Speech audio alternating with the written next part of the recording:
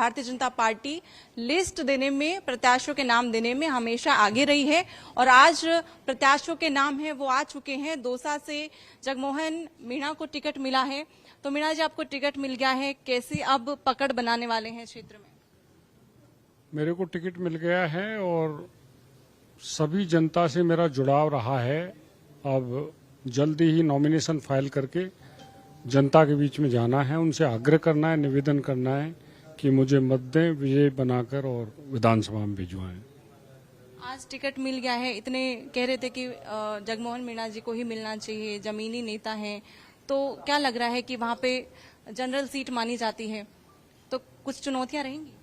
मेरे को लगता है कि मैं शुरू से लोगों से जुड़ा रहा हूं, विशेषकर दौसा के किसी भी जाति का, किसी भी मजहब का आदमी है, उसको मैंने बिना उसकी जाति विभेद के, क्षेत्र के, मैंने जितना काम मैं कर सकता हूं सरकारी नौकरी में रहने और उसके बाद में मैंने उनका काम किया है। इसलिए निश्चित रूप से मुझे भरोसा है कि वो मुझे अपनत्व देंगे, प्यार देंगे, मत देंगे। मेरे मामले में जाति कोई महत्व नहीं रखती है। ये पार्टी का निर्णय है कि किसे टिकट दिया जाए नहीं दिया जाए। तो पार्टी ने मेरे पे विश्वास किया है, नेतृत्व ने, तो निश्चित रूप से मैं खरा उतरूंगा। भाई भतीजावाद का भी सवाल है, वो पार्टी पर उठेगा, तो इस पर आप क्या कहेंगे? मेरी समझ में मेरे पे भाई भतीजेवाद का मामला उठना नहीं चाहिए, ऐसा क्वेश्चन मार्क करना नहीं चाहिए। मैं बहुत लंबे से समय से इसी संगठन से जुड़ा हुआ हूं और 2009 से लगातार टिकट मांगता आ रहा हूं।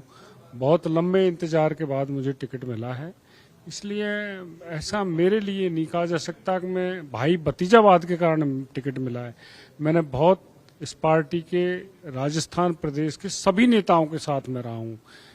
स्वर्गीय भैरव सिंह जी शेखावत, ललित किशोर जी चतुर्वेदी, भंवरलाल जी शर्मा, इनके सबके सानिध्य में रहा हूँ मैं और सबके साथ ही मैंने उनका प्यार पाया है, प्रेम पाया है और अब जाके मुझे टिकट मिला है। तो मेरे मामले में ये बात चलने वाली नहीं है कि कोई भाई भतीजावाद का नारा दे दे।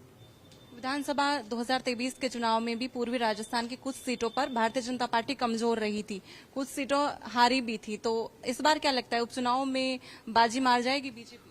नहीं, विधानसभा चुनाव 2023 में तो ऐसे भारतीय जनता पार्टी की सबसे अच्छी स्थिति पूर्वी राजस्थान से ही रही थी। वहां 90% सीट पर जीत के गई थी। हाँ, लोकसभा में जरूर कुछ कांग्रेस द्वारा लोगों में भ्रम फैलाया गया, विशेषकर SC/ST के लोगों को भ्रमित किया गया, जिससे कई लोकसभा सीटों पर हार का मुंह देखना पड़ा।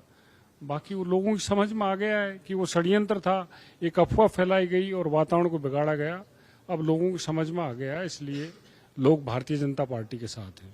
अब नहीं है ऐसा कोई डर कि षड्यंत्र होगा, ऐसा कुछ माहौल बनेगा? नहीं, अब बिल्कुल नहीं है। अब लोगों को क्लियर हो चुका है, बिल्कुल स्पष्ट हो गया कि ऐसी कोई ये जो भ्रम फैला गया था और कांग्रेस ने अस्थायी रूप से एक परिणाम को बदल दिया, तो अब लोग भ्रम में कहाँ आने वाले हैं। अभी हरियाणा में बहुत कोशिश की थी ना, लेकिन लोगों के दिमाग में क्लियर हो गया, तो अब लोग बहकावे में नहीं आएंगे और भारतीय जनता पार्टी को लोग अच्छी संख्या में मतदान करेंगे। जगमोहन जी, आपको टिकट मिलते ही राजस्थान कांग्रेस PCC ने एक ट्वीट किया है सोशल मीडिया पर और आपके भाई पर सवाल उठाए डॉक्टर किरोड़ीलाल मीणा पर कि ये तो सब बहाना था, इस्तीफा देना, विरोध करना, उनकी अब भवानी जाग गई है, मंत्री जी अब तो मंत्री जी ही रहेंगे, ये सवाल वे बार बार उठा रहे। देखो, किरोड़ीलाल जी बहुत बड़ा राजनीतिक जीवन है, बहुत बड़ा चेहरा है और उनकी विरोधियों से अदावत रहती है, तो आरोप तो किसी पर कुछ भी लगाया जा सकता है,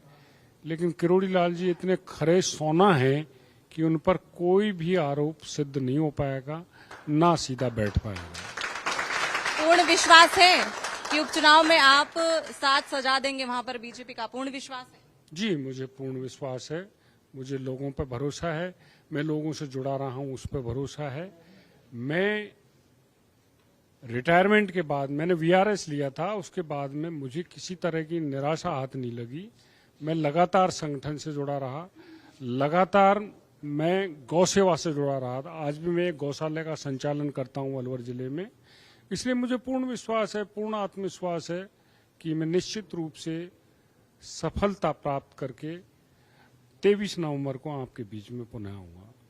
तो ये थे हमारे साथ बीजेपी प्रत्याशी जगमोहन मीणा। इन्होंने बताया है कि आने वाले समय में दौसा में बीजेपी की जीत होगी।